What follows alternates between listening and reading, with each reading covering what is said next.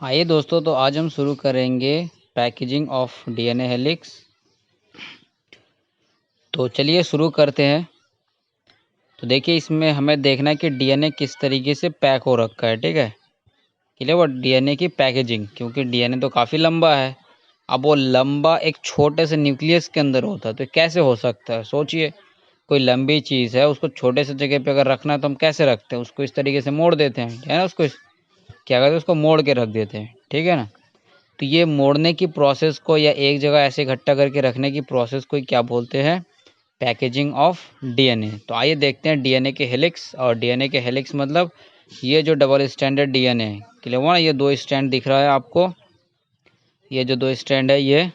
अब इस तरीके से देखेंगे तो काफ़ी लंबा होगा, लेकिन हमारा न्यूक्लियस होता है छोटा। तो हम क्या करेंगे, इसी हेलिक्स को ऐसे इसको उठा के ऐसे मोड़ मोड़ के हम रखेंगे। ठीक है, गोल गोल करके मोड़ मोड़ करके। तो ये मोड़ने की प्रोसेस को ही बोलेंगे पैकेजिंग। क्लियर हुआ। तो आप देखें तो ये डबल स्टैंडर्ड था। अब ये डबल स्टैंडर्ड, इसका फिर हेलिक्स हमने देखा, इसको हेलिकल फॉर्म में ये रहा इसका नीचे, इसको लाइनिंग लाइनिंग करके ये दोनों स्टैंड लाइनिंग लाइनिंग करके बना रखा है, ये रहा। ठीक है। फिर अब इस लाइनिंग लाइनिंग वाले इसको हमें पैकेजिंग करके रखना है, पैक करके, यानी बहुत ही कम जगह पे।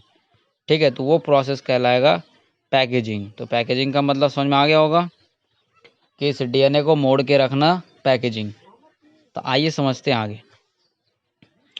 Taken the distance between two constituent base pair as 0.34 nanometre. यानी वो जो बेस देखा था, बेस पेयर, यानी कि ये जो हमने देखा था, ये पेयरिंग है, ये वाला। तो ये जो एक एक बेस के बीच में है, अगर हम और थोड़ा डिटेल में देखें तो ये ऊपर वाले डायग्राम में हम देख सकते हैं।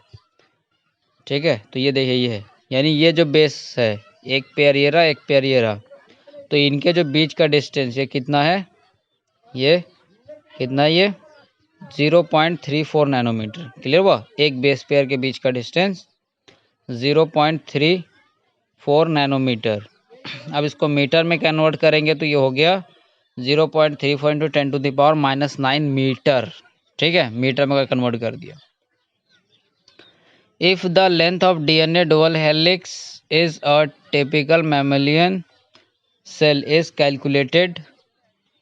तो एक जो मैमल का जो हेलिक्स है डीएनए का, उसमें कितने बेस पेयर देखा गया? वो बेस पेयर है 6.6 इंटू 10⁻9 बेस पेयर। क्लियर हुआ। तो एक बेस पेयर के बीच का डिस्टेंस है 0.34 नैनोमीटर। ठीक है। तो इस तरीके से अगर 6.6 इंटू 10⁻9, यानी ये इतने सारे बेस पेयर, ठीक है ना, ऐसा करके बेस पेयर बहुत सारे होंगे। तो ये जो बेस के पेयर्स लगे हुए हैं, ये मान लीजिए एडेनिन, तो ये हो जाएगा आपका थाइमिन। फिर ये अगर फिर एडेनिन, तो ये थाइमिन। तो इनके बीच का डिस्टेंस है 0.34। ठीक है ये। लेकिन अगर इस तरीके से 6.6 इंटू 10⁻9 बेस पेयर है, तो टोटल लेंथ कितना हो जाएगा? एक लेंथ, दो लेंथ, तीन लेंथ, चार लेंथ, यानी ये टोटल ये वाला मल्टीप्लाइड बाय 0.34। क्लियर हुआ। अगर नैनोमीटर में निकालना है तो, और अगर मीटर में निकालना है तो इससे मल्टीप्लाई कर दीजिए 0.34 इंटू 10⁻⁻9 से। क्लियर हुआ। सिंपल मैथमेटिक्स है कि आप इसको मल्टीप्लाई कर दीजिए इससे, तो टोटल डीएनए का लेंथ पता चल जाएगा। तो अगर इस तरीके से अगर हम देखें लेंथ, तो it comes out to be approximately 2.2 metre. Clear हुआ। कि अगर इस अकॉर्डिंग देखें, इसके अकॉर्डिंग, तो जो डीएनए मैमल्स का है, वो डीएनए का लेंथ कितना होता है? 2.2 मीटर्स। क्लियर हुआ। तो इतना लंबा होता है 2.2 मीटर, आप अंदाज़ा लगा ही पा रहे होंगे। A length that is far greater than the dimension of a typical nucleus. तो हमें तो ये पता है कि जो डीएनए होता है वो न्यूक्लियस के अंदर ही होता है, लेकिन यहाँ पे जो लेंथ है वो डीएनए का 2.2 मीटर है, लेकिन न्यूक्लियस तो काफ़ी छोटा होता है। तो कह रहा उतने जगह में कैसे रह सकता है? तो कैसे रहेगा, इसको हम इकट्ठा कर देंगे। जैसे आप कोई जो धागा होता है, धागा देखा है ना, जो मशीन में लगा के गोटी में चलाते हैं, तो वो धागा देखते हैं कितना लंबा रील होता है, लेकिन वो छोटे से बंडल में रहता है। ठीक है। अब सोचिए वो धागा अगर स्ट्रेट की फॉर्म में रहे तो क्या उस छोटे से उसमें रह पाएगा? नहीं रह सकता। तो वैसे आप कुछ समझ सकते हो, वो जो छोटा सा जो रील बना होता है जो मशीन में लगाते हैं सिलाई मशीन में, तो वो क्या है, वो समझ लीजिए न्यूक्लियस है।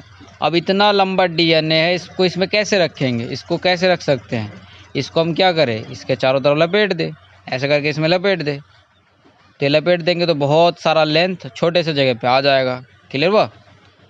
तो वही कह रहा देखिए कि the length that is far greater than the dimension of a typical nucleus, कि एक न्यूक्लियस की कंपैरिजन में जो डीएनए का लेंथ बहुत ज़्यादा होता है। और देखिए इसका डायमेंशन है ये रहा 10⁻⁻⁶ मीटर, ये दे रखा है न्यूक्लियस का, लेकिन मीटर यहाँ देखिए 2.2 मीटर, और ये बहुत कम है। अगर इसको वैसे नॉर्मल लिखेंगे तो कैसा आएगा, 0.0000, इस तरीके से 6 जीरो फिर लगाएंगे 1, ठीक है, इतना मीटर होता है उसका। लेकिन लेंथ कितना है 2.2, देख रहे हैं ना कितना ज़्यादा है ये 2.2। ये माइनस देख के ये मत सोचिएगा न्यूक्लियस बड़ा है, माइनस में कोई भी चीज़ होता है तो वो बहुत छोटा होता है। क्लियर हुआ। तो इस तरीके से न्यूक्लियस काफ़ी छोटा है। तो कह रहा है how is such long polymer packed in a cell, तो इतना लंबा जो डीएनए है किस तरीके से पैक होता होगा। तो अगेन फिर से कैसे पैक होगा, उसको रैप करके रख दो, ठीक है। तो आइए देखिए, हमारे पास सेल होता है दो तरीके के, एक होता है प्रोकैरियोटिक सेल और एक होता है यूकैरियोटिक सेल। प्रोकैरियोटिक सेल मतलब जो अच्छे से डेवलप नहीं होता है वो प्रोकैरियोटिक कहलाता है, और जो सेल पूरी तरीके से डेवलप हो जाता है उसको बोलते हैं यूकैरियोटिक। सिंपल सा अगर डिफ्रेंशिएट करना है तो प्रोकैरियोटिक का जो सेल होता है और उसके अंदर जो न्यूक्लियस होता है, न्यूक्लियस में कोई मेम्ब्रेन नहीं होता है, लेकिन यूकैरियोटिक में न्यूक्लियस के मेम्ब्रेन होता है। क्लियर हुआ। तो देखिए क्या लिखा हो, in eukaryote such as E coli. E coli एक बैक्टीरिया, बैक्टीरिया में पता है प्रोकैरियोटिक सेल होते हैं, दो they do not have a defined nucleus, तो इनका न्यूक्लियस तो डिफाइन नहीं होता है। तो जब न्यूक्लियस डिफाइन नहीं होगा तो डीएनए कैसे रहेगा, DNA is not scattered throughout the cell, ठीक है। जब न्यूक्लियस नहीं है तो फिर भी ये डीएनए क्या होता है, पूरे सेल में ऐसे ही स्कैटर नहीं होता, मतलब ऐसे ही फैला हुआ नहीं होता है। क्लियर हुआ। वो डीएनए क्या होता है, हेल्ड विद सम प्रोटीन, कि वो कुछ प्रोटीन के साथ जुड़ के पड़ा रहता है। क्लियर हुआ। कि वो जो डीएनए है, जैसे सेल के अंदर जब सेल वॉल होगा नहीं, तो ऐसा नहीं कि डीएनए ऐसे ऐसे पूरे में पड़ा रहेगा, ऐसा नहीं होता है। ये क्या होता है, एक छोटे छोटे बंच के फॉर्म में पड़ा होता है, ठीक है। सपोज करिए ये सेल है, ठीक, तो सेल के अंदर न्यूक्लियस, तो न्यूक्लियस का मेम्ब्रेन तो है नहीं, तो मेम्ब्रेन है नहीं तो इसका मतलब क्या होना चाहिए, डीएनए कुछ इस तरीके से फैला हुआ पड़ा होना चाहिए पूरे सेल में। लेकिन कह रहा है ऐसा नहीं होता है। ऐसा क्यों नहीं होता है, क्योंकि डीएनए जो होता है वो होता है नेगेटिवली चार्ज, और ये जो प्रोटीन होता है, प्रोटीन ये होता है पॉजिटिव चार्ज। तो ठीक है, तो ये डीएनए हो गया नेगेटिव चार्ज, प्रोटीन हो गया पॉजिटिव चार्ज। तो पॉजिटिव नेगेटिव क्या होता है, अट्रैक्शन, तो बस चिपक जाएगा। क्लियर हुआ। तो आप समझ पा रहे बेसिक प्रोसेस। तो चलिए आइए एक बार रीड कर लेते हैं। DNA being negatively charged is held with some protein, ठीक है। ये डीएनए प्रोटीन के साथ जुड़ा होता है, डीएनए होता है नेगेटिव और प्रोटीन क्या होता है, दैट है पॉजिटिव चार्ज। क्लियर हुआ। इन a reason termed as nucleoid, तो जहाँ पे प्रोटीन और डीएनए आपस में चिपक के पड़ा रहता है उस रीजन को या उस एरिया को बोलते हैं, उस पार्ट को बोलते हैं न्यूक्लियोइड। क्लियर हुआ। न्यूक्लियोइड क्या होता है, डीएनए प्लस प्रोटीन जो अटैच होके पड़ा रहता है उसको बोलते हैं न्यूक्लियोइड। क्लियर हुआ। The DNA in nucleoid is organised in large loop held by proteins. Clear हुआ। चलिए आगे बढ़ते हैं। अब ये तो हो गई प्रोकैरियोटिक की बात। अब देखिए यूकैरियोटिक में क्या होता है। तो देखिए यूकैरियोटिक में क्या होता है, in eukaryotes this organisation is much more complex. तो कह रहा है ये जो यूकैरियोटिक होता है इसमें थोड़ा सा जो प्रोसेस होता है वो कॉम्प्लेक्स होता है, ठीक है ना। कॉम्प्लेक्स मतलब थोड़ा सा हार्ड, जैसे समझने में थोड़ा सा दिक्कत हो सकता है, ठीक है। तो देखिए आराम से समझिए। There is a set of positively charge, इसमें क्या होता है, कुछ पॉजिटिव के सेट होते हैं। बेसिक प्रोटीन्स कॉल्ड हिस्टोन्स, यानी कुछ ऐसे प्रोटीन होते हैं जिनके पास होता है पॉजिटिव चार्ज। ध्यान दीजिएगा, कुछ ऐसे प्रोटीन है जिसके पास होता है पॉजिटिव चार्ज, और उस प्रोटीन को बोलते हैं हिस्टोन। यानी हिस्टोन क्या है? वो प्रोटीन जिसके पास पॉजिटिव चार्ज है, तो वो प्रोटीन क्या कहलाएगा? हिस्टोन। ठीक है। A protein acquires charge depending upon the abundance of amino acids. अब बताइए प्रोटीन किससे बना हुआ होता है? एमिनो एसिड से। तो कह रहा है कि ये एक प्रोटीन है, उसके पास चार्ज उस पे जो एमिनो एसिड है उसके अकॉर्डिंग होगा। ठीक है ना? किस तरीके के एमिनो एसिड उसके साइड चेन में लगा हुआ, जिस तरीके के एमिनो एसिड लगा होगा उसी हिसाब से उसके पास चार्ज होगा। और ये अमीनो एसिड क्या है? प्रोटीन के जो बेसिक है, यानी हम कह सकते हैं प्रोटीन पॉलीमर है एमिनो एसिड्स का। ठीक है। और इस प्रोटीन का मोनोमर कौन है? Amino acid. ठीक। Histones are rich in basic amino acid residues, lysine and arginines. अब देखिए ये जो हिस्टोन है, हिस्टोन के पास मेनली कौन कौन से होते हैं एमिनो एसिड? वो एमिनो एसिड है लाइसिन और आर्जिनिन। ये दोनों जो मेन है, आप एक तरीके से कह सकते हैं हिस्टोन का। Both the amino acid residues carry positive charge in their side chain. यानी जहाँ जहाँ पे ये लाइसिन या फिर आर्जिनिन होगा वहाँ पे क्या होगा? पॉजिटिव चार्ज होगा। फिर क्या कह रहा है देखिए, histones are organised to form a unit of 8 molecules called histone octamer. यानी 8 हिस्टोन आपस में मिला हुआ है और उसको हम क्या बोलेंगे? Histone octamer. अब ये हिस्टोन ऑक्टेमर अगर देखना है तो आप थोड़ा सा ऊपर एक डायग्राम देख लीजिए। ये देखिए, ये जो ग्रीन पार्ट आपको दिख रहा है ना, ये ग्रीन पार्ट, ये जो ग्रीन वाला पार्ट, सर्कल वाला पार्ट है, ये पूरा क्या है? Histone octamer. क्लियर हुआ? यानी इसके अंदर 8 तरीके हिस्टोन आपस में बंच हो रखा है। तो ये जो ग्रुप है इसको क्या बोलेंगे? Histone octamer. अब इसके साइड में आप देख सकते हैं ये वाला ये क्या है? ये डीएनए रैप हो रखा है। ठीक है। तो ये रहा हिस्टोन। अब हिस्टोन के साथ जो डीएनए रैप हो रखा है, यानी डीएनए जो चिपक रखा है ना, ये गोल करके घुमा के रखा है, ये देखिए। तो इस पूरे स्ट्रक्चर को बोलते हैं न्यूक्लियोसोम। क्या बोलेंगे? न्यूक्लियोसोम। यानी न्यूक्लियोसोम क्या है कि जो हिस्टोन ऑक्टेमर है, इस हिस्टोन ऑक्टेमर के साइड में ये जो डीएनए रैप हो रखा है या डीएनए मतलब चिपका हुआ है, तो इसको क्या बोलेंगे? न्यूक्लियोसोम। ठीक है। न्यूक्लियोसोम में क्या है? डीएनए प्लस हिस्टोन ऑक्टेमर, ये क्या कहलाएगा? न्यूक्लियोसोम। क्लियर हुआ? और प्रोकैरियोटिक में क्या बोलते थे? न्यूक्लियोइड। ठीक है। प्रोकैरियोटिक में क्या बोलते थे? न्यूक्लियोइड। और यहाँ पे क्या है? न्यूक्लियोसोम।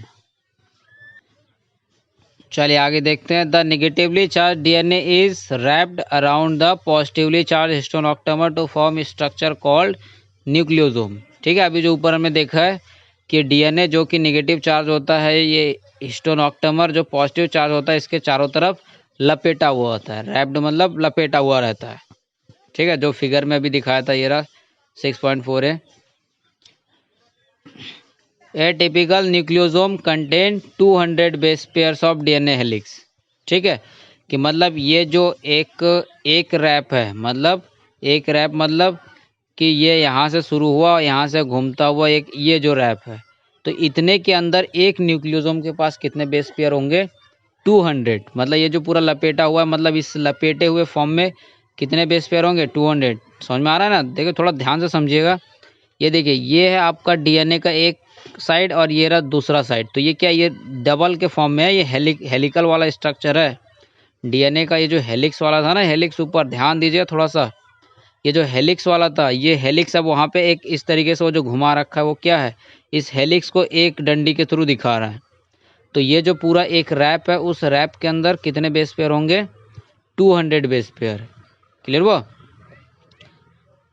तो ये पूरा क्या है? डीएनए हेलिक्स जो ऑक्टेमर के चारों तरफ लपेटा हुआ है। तो आइए आगे बढ़ते हैं। तो देखिए ये लिखा हुआ कि एक बार जो लपेटा हुआ उसमें कितने? 200 बेस पेयर है।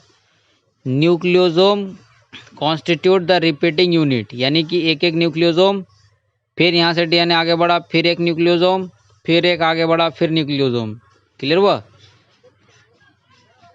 देखिए ये जैसे ये न्यूक्लियोसोम दिखा आपका, तो ये एक न्यूक्लियोसोम हो गया, फिर ये डीएनए आगे बढ़ा, फिर दूसरी जगह पे ऐसे लपेटा रहेगा, फिर ये दूसरा लपेटा रहेगा। तो इस तरीके से ऐसे लपेटा, फिर थोड़ा दूर एक धागे के जैसा आगे बढ़ा, फिर आगे बढ़ा, फिर आगे बढ़ा।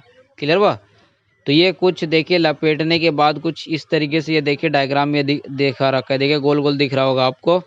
तो ये क्या है? आपका न्यूक्लियोसोम है। यानी ये कुछ ऐसे ही दिखता है जैसे माला होता है ना, माले में पहनते हैं कि ऐसे गोल गोल सा होता है फिर छोटा सा, तो वही जो माले में जो बीड्स लगे होते हैं कुछ वैसा ही दिखता है। ठीक है, ये डायग्रामेटिकली दिखा रखा है। ठीक है, बीड्स ऑन स्ट्रिंग, वही माले में जो दिखता है छोटा छोटा सा, कुछ वैसा ही दिखता है। क्लियर हुआ? तो देखिए ये लिखा हुआ nucleosome constitute the repeating unit of A structure in nucleus called chromatin. यानी ये जो इस तरीके से न्यूक्लियोसोम फिर न्यूक्लियोसोम फिर न्यूक्लियोसोम, तो ये जो पूरा स्ट्रक्चर ऐसा धागा धागा सा बनेगा, इसको बोलेंगे क्रोमैटिन। क्लियर हुआ?